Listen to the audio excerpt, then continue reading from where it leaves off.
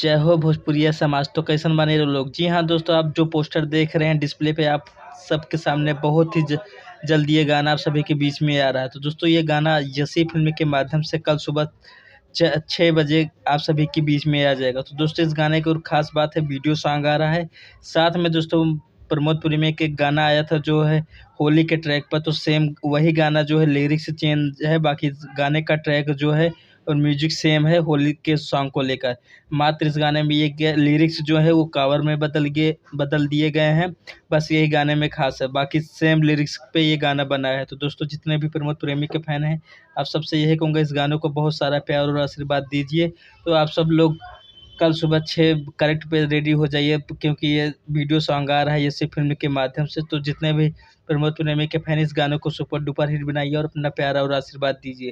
तो दोस्तों मैं मिलता हूँ सबको नए वीडियो, तब तक के लिए जय हिंद जय भारत। तो दोस्तों जी हाँ, जितने भी प्रमोद प्रेमी के फैन हैं, भोजपुरी म्यूजिक चैनल को सब्सक्राइब कर लीजिएगा, क्योंकि प्रमोद प्रेमी से लेकर भोजपुरी के अन्य सुपरस्टार की इस वीडियो वो आती रहती है। तो इस चैनल को भी अपना सपोर्ट दीजिए, प्यार और आशीर्वाद दीजिए। जय हिंद जय भारत।